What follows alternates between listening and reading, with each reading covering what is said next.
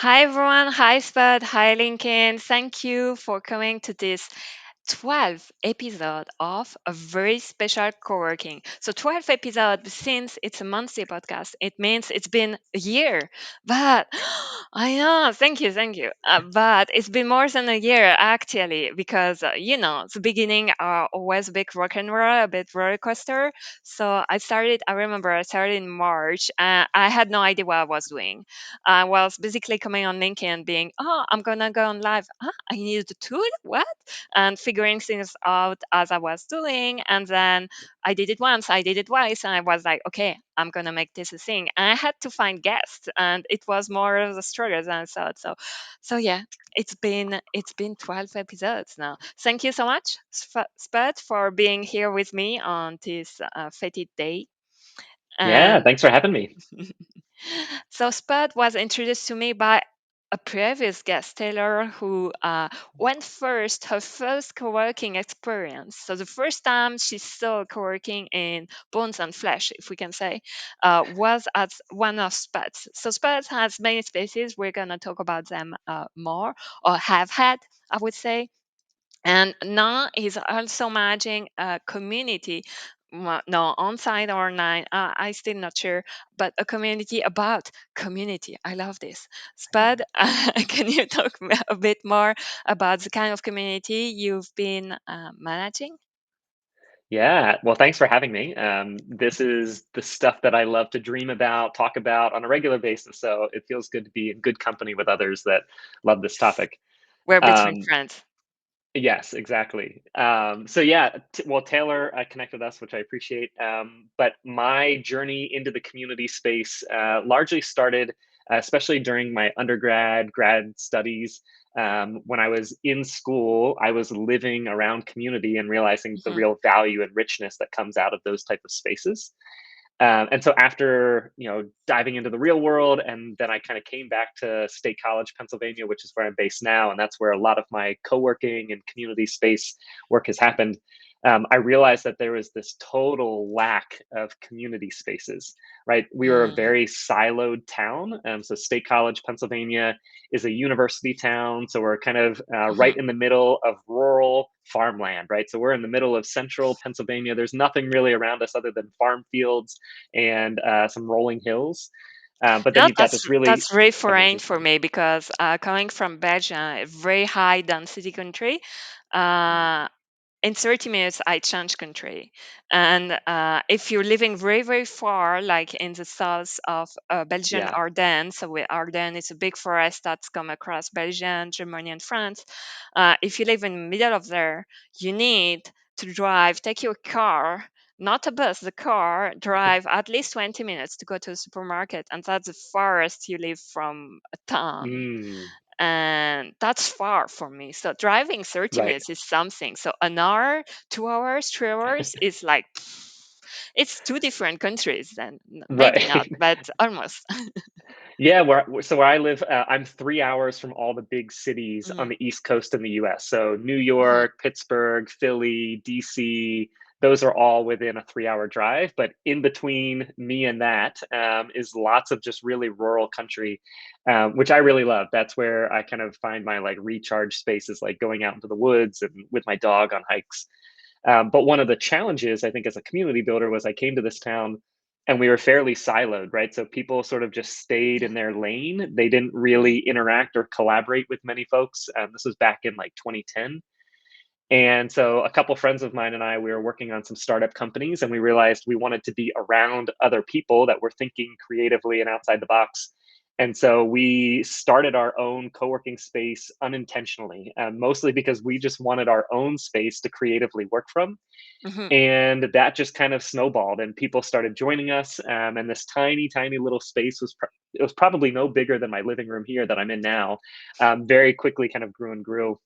And so that was my Was it first also starting point. because you were saying you were a student at the university, and then I heard some people, they start working on some project while at the university, and then they graduate, and the university kind of kicks them out, so they have to find a space to work from, and they're like, we're gonna make our own space, and they're in.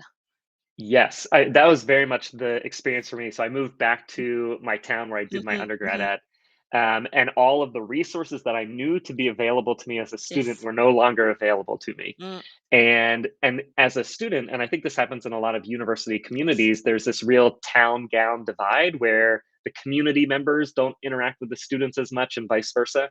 Yes. And I was a big believer that there needs to be more synergies between those two groups, right? There's so much Hmm. expertise in the community that if we could tap into, students would benefit from, and vice versa. So And so that much. was where we kind of started. So we created the very first space that we started was called New Leaf Initiative. And it was the idea Hmm. was people could come and turn over a new leaf, right? So if you've got an Yes. idea, you wanted to try a new norm, a new behavior, right? This is a space where you could kind of dabble and explore with that.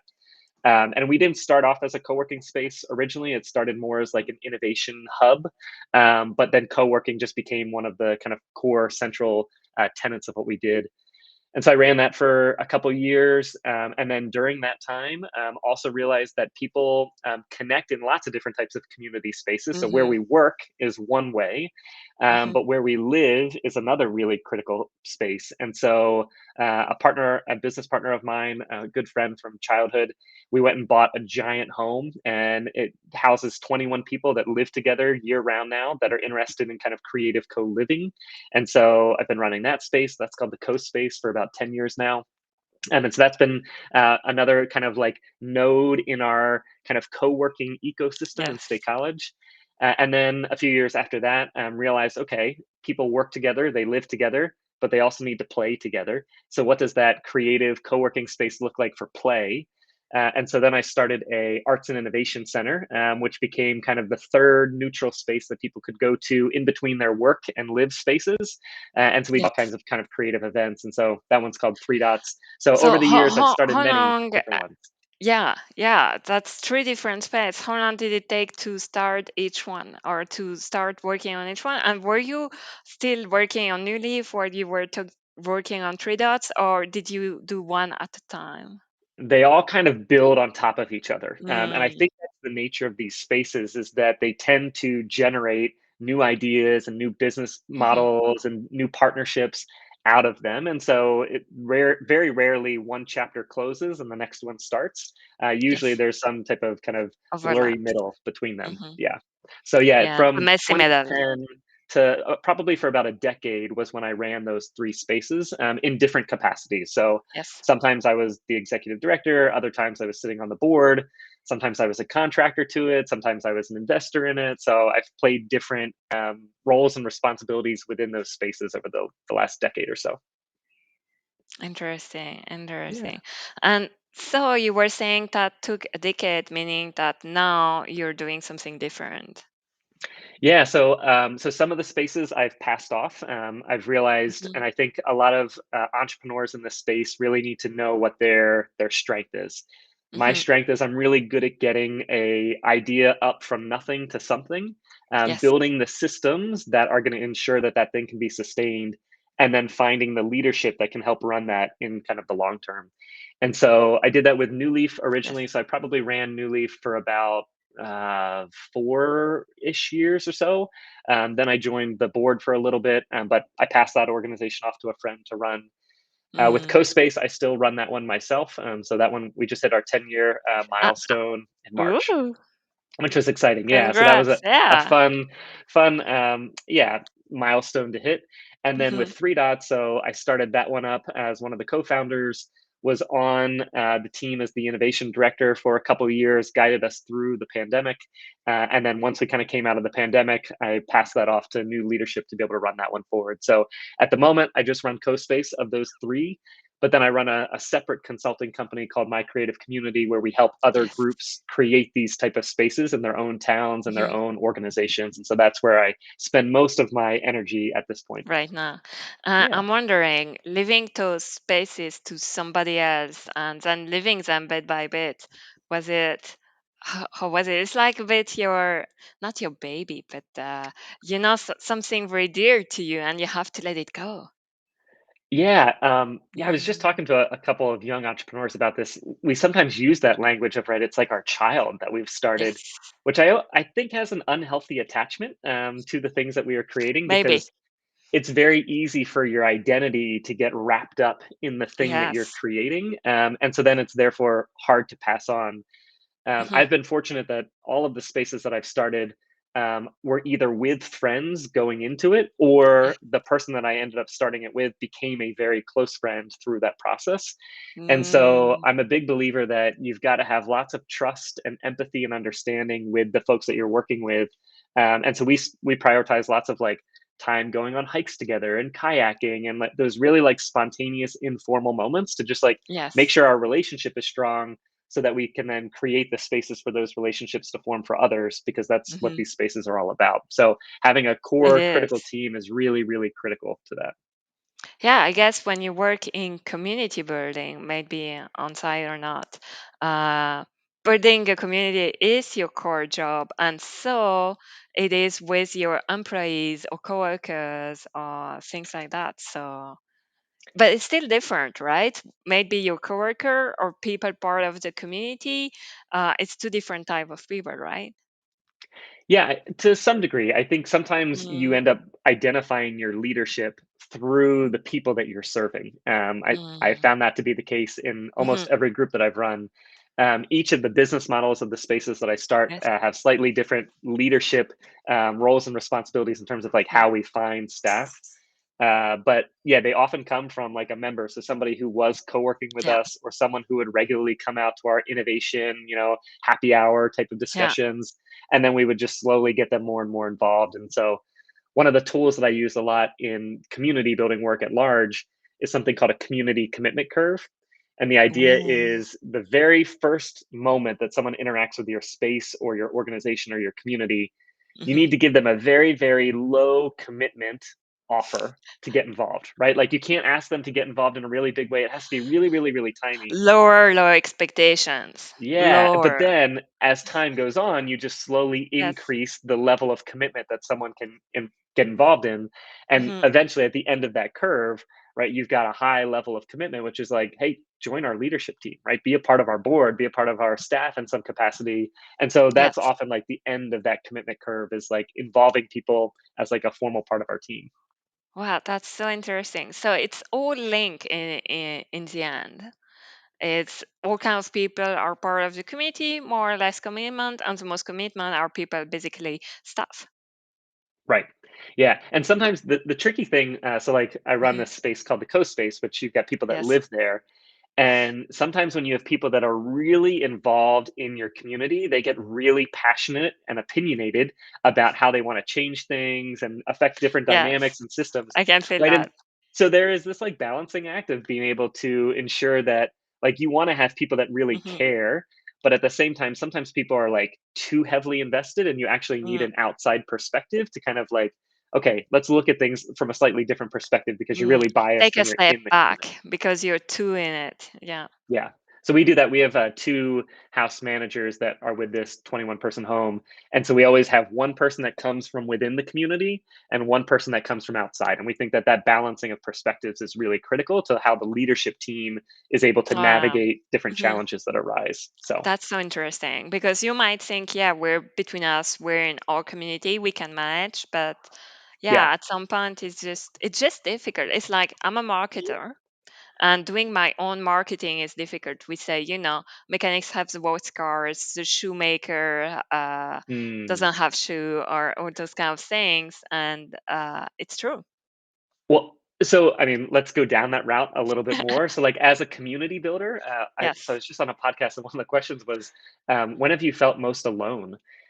Ooh. And what's ironic is that sometimes as a community builder, you are so invested in creating these spaces where really rich connections and Mhm. authenticity can happen that Yes. when you then step away from that, it's you sometimes feel a little bit of aloneness, right? And like I think that has stirred up in my life many times as I run lots of retreats and gatherings for Yes. the types of communities I work in. Like I love those weekends and those gatherings. And then I come back home and realize like, okay, I have to like reimagine what relationships look like because I live in a Yes. smaller town where those Hmm. friendships don't all happen to live there, right? So that's That's one of the super challenges. interesting because I have organized event too, and as an introvert, I love having those few days all together, all the Mm, time, and then I enjoy.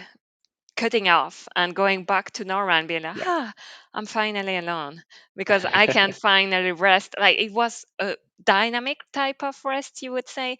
So it was great, but it's good that it's short time because as an introvert, I cannot stay with people that much. So I need to cut off at some point and Hey, be on my intro own. Mm, introverts mm. unite. I'm an introverted community builder, which I think is many people don't expect because they see me at the center of a Mm, crowd, like organizing, facilitating. Um, yes. and as an introvert, I like being in that spot because I can kind of dictate how the relationships are forming around me, right? So like Mm, that's how I've stepped into the facilitator yes, role. yes. But yeah, I need my recharge time heavily as a community builder. So Yeah, you need that alone time. Even though it totally. might be lonely after some time, thinking, it was nice to be with the guys and so on. But yeah, Hmm. that's life, I guess. Yeah, Mm, absolutely. Yeah, and I think you have to figure out, like, mhm. creating those type of creative community spaces, what nurtures you, what fills you up, Yes. right? And so Yeah.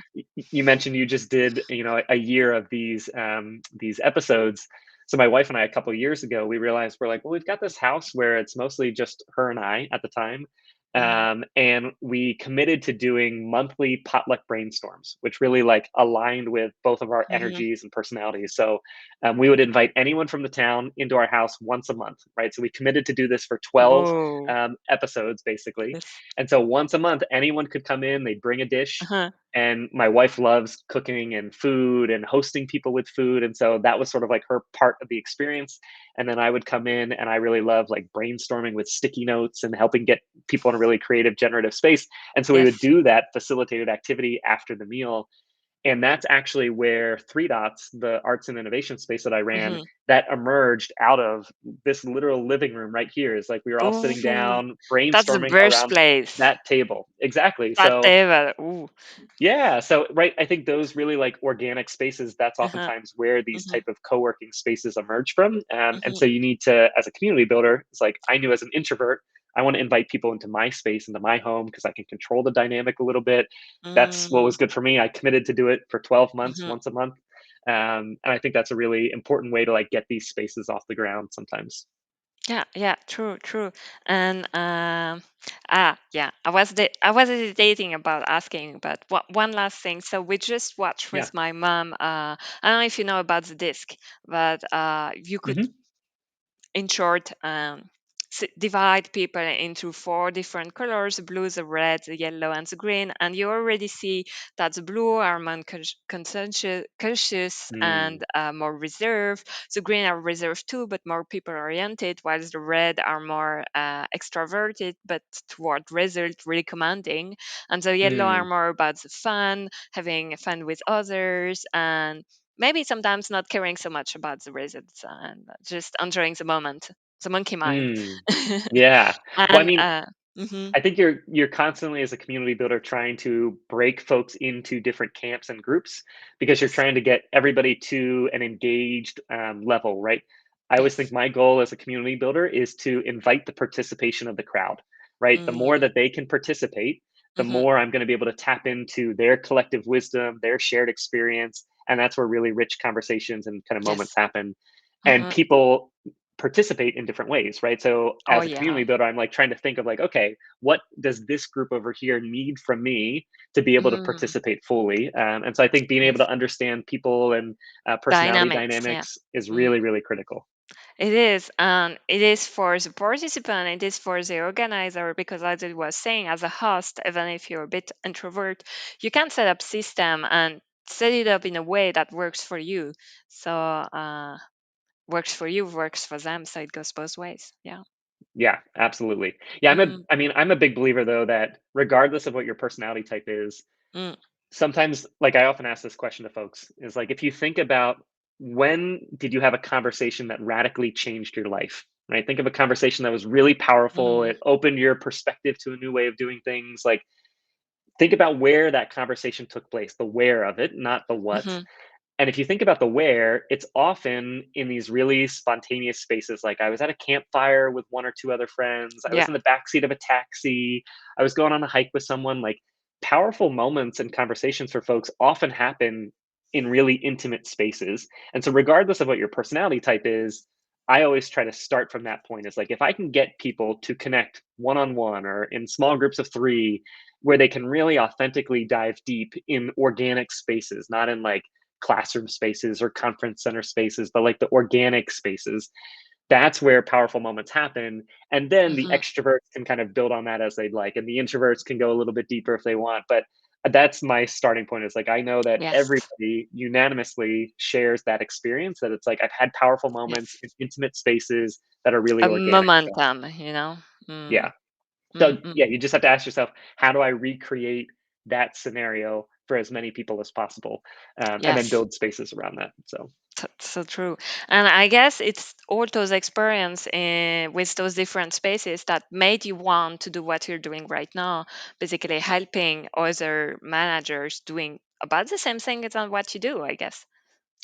yeah, it's a ton of fun. I realized I couldn't literally clone myself fast enough to be in lots of different communities, right? So I've really committed over the last couple of years to have Hmm. as many tools available to folks. So both free tools and paid tools and books and field guides that people can use to be able to apply a lot of these principles and techniques to the communities that they're a part of. So yeah, it's brought me a lot of joy. It's the work that I really care about. How long have you been doing that one of managing community manager, basically, or forming them, I guess you could say? Yeah, so I've been doing community consulting work since 2010, so for almost 15 years now.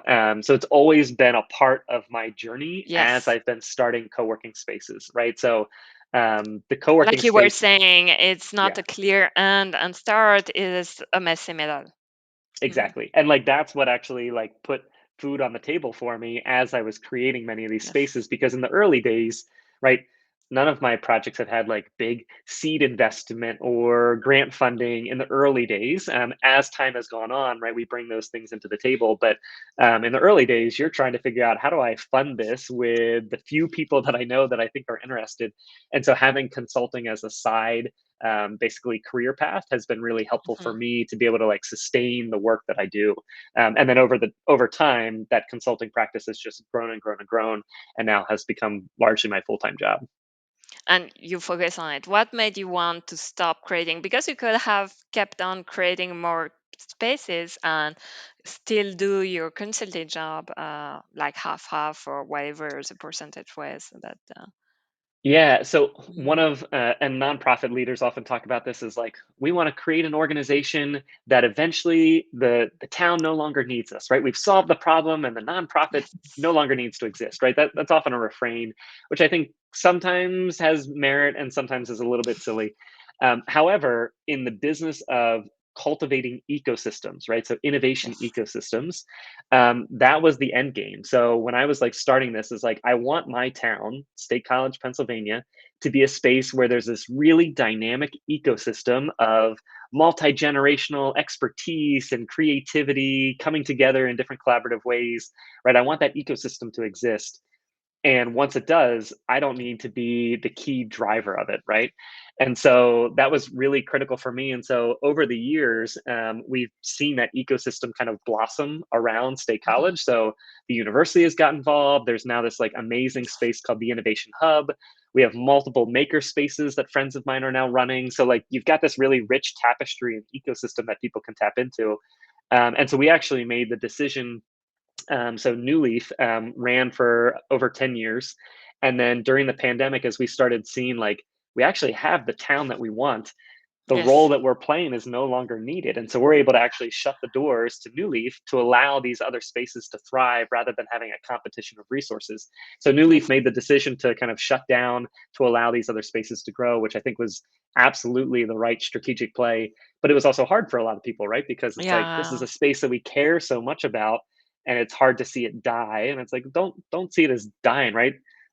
It Nature had has its seasons, time. right? Exactly. Mm. It had its cycle, and it's like, it's now time to enter the winter phase, and whatever might emerge on the other end is totally fair. So, Hmm. Hmm.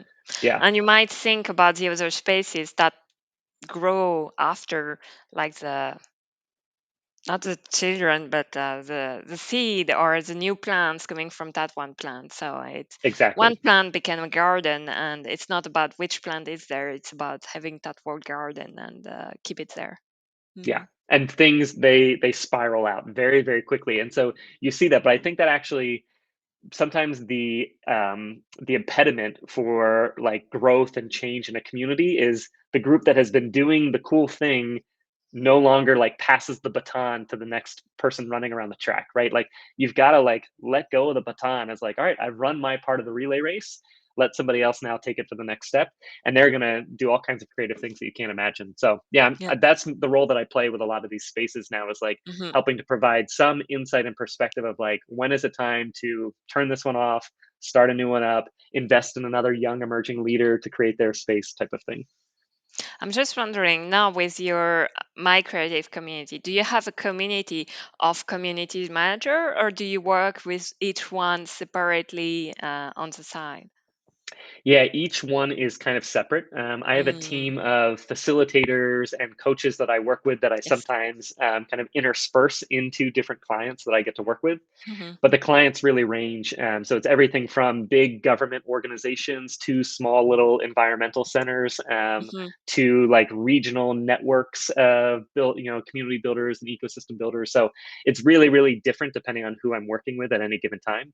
Yes. But that's kind of the joy that I get out of it, is I get to like step into a team, understand their culture, their dynamic, and then pop into a totally different one. And each one has different dynamics to work with. Yeah, it's super interesting. And that's what you're doing right now, which is what you're saying you started it while managing all the spaces, but you had Hmm. like two very different jobs. The space is now the consulting, and later, do you plan on doing something completely different again, or how do you see yourself? Yeah, I'm sure there will be more spaces in the future, that I will play Ooh. a role in helping to run, Mm-hmm. because I enjoy that a lot, and Yeah. I know that I'll be here in State College for the next many years, but there will probably be a season of my life where I move back abroad or somewhere else, and I'll Mm-hmm. help invest in that community. But at the moment, the thing that really is bringing me a lot of joy. So Yes. I run a online course for community builders, and so that's a really great space for me to be able to support leaders that have like an idea or something that they're working on in their town or company, and help Mm-hmm. them get the tools and frameworks to be able to take it to the next step. Yeah. So that's been a really Be- fun space that I get to work with. because until now it was very on site, was very your local community, what's happening around you. But with this Hmm. online communities and you're not touching, but you're gathering another kind of crowd, I guess. Yeah. Yeah, so that's been a really great one, and it happens in very different settings. So, like, I'll be in France in a couple weeks, working with a Ooh, bunch of young student leaders that are yes. trying to learn community building tools, and so we'll guide them through the online course, and then they'll actually Hmm. get to do some field trips and site visits to see it in practice around the country from a different cultural perspective. So, yes, I get to apply it in very different ways, which Yeah. has been really fun for me to build a community around some of the tools, because I've Yes. got some books and other, free resources on my website. But to actually have like this online course community that I can support, is where, as a community builder, I get a lot of Yes. energy from. Yeah, I see more and more online communities and online community tools. Like just today, I subscribed to what was a circle, and I knew Mm. Ghost from another thing. But I'm looking at and Mighty Network and Facebook group are still there, so I got to test all kind of different tools that are coming in. It's super interesting. Yeah, there's a lot, and so it can very Yes. quickly be overwhelming for folks. Again, I always design any like virtual gathering or event is like, people Hmm. want to connect one on one. Like that's where the real value is. There's lots of Yes. different spaces that I'm a believer that like you can find your Facebook groups or your Mighty Networks, like to learn resources and connect with other like-minded people. But at the end of the day, if you can get folks to that point where it's like I'm having a one-on-one conversation with someone that like gets Yes. me, they see me, and they're able to provide Hmm. real value, like that's where the magic is. And so if you can get to that point as a community builder, right, that's Yes. the community commitment curve, get them to that point, then they're deeply invested in the work that you're doing and the community that you're curating. Yeah, it's a bit make that magic happen. Hmm. Hmm. Totally. Yeah. Well, unfortunately, we're coming at the end of our talk. Is there anything else you'd like to add? I mean, this has been great. I feel like we could talk for a couple more Oh hours yeah, probably about this I have space. 5 different topics we could talk about, but we won't have the time. So, well, we'll do future ones down the road, but yeah, so on my website, one of the things that I find folks are always really curious about and don't know Mhm. exists. When I was starting off in the community building space, I was looking for what resources, what free programs, what cool events should I go to. There wasn't like the master database of all of that. And so over the years, I've been curating that, and I've got a couple hundred Yes. opportunities. So if you just go to mycreative.community and click on the opportunities button, you'll see hundreds of different toolkits and facilitator techniques and organizations that I think people should check out around this space. So if that's a useful free resource for people, feel free to scan through. You can waste a Mhm. lot of time learning about all kinds of different networks and tools and frameworks on that opportunities page. And make sure to add it in the comments so that people can click on it and just check it Absolutely. out. Yeah, happy to. It was helpful to me curating it, so I'm happy to offer it out to others that are in this space. So, Yeah, I find that we often learn a lot by teaching others. So it's incredible opportunities for us as well. mm, totally. Mm. Yeah. I mean, that was my, I forget when this was, a couple years ago. I made it a goal every morning before I got out of bed. I had to find one cool community building tool organization online that I didn't know of previously. Mhm. And that's how I like built out my database. So I had like, by the end of the year, 350 plus different cool groups. So that was just like my morning ritual. It was like, Yes. rather than meditating, it was just sitting in bed, scrolling online, trying to find these spaces. So it was great. I should probably do it When again. scrolling can be constructive, that's Exactly. Yeah, I'm a rare. big believer. It's like there's value in there. It's like Hmm. just Hmm. be intentional about it. So I probably could Totally. be more intentional now in my life about that. I've probably fallen more into just mindless scrolling versus intentional scrolling. It's a cycle of life. It always turns. That's So. true. Exactly. Yeah, I'm just in Hmm. my winter, my fallow season of it. So Yeah.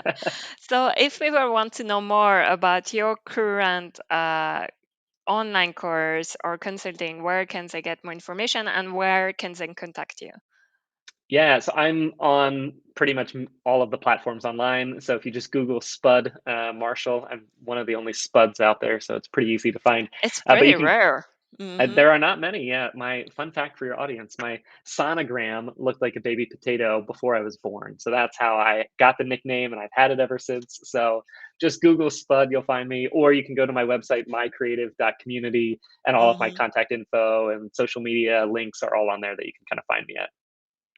Roger that. Well, Spud, baby potato, it was a pleasure to talk with you about community and about engaging them and all the kind of tools we can use. It's been great.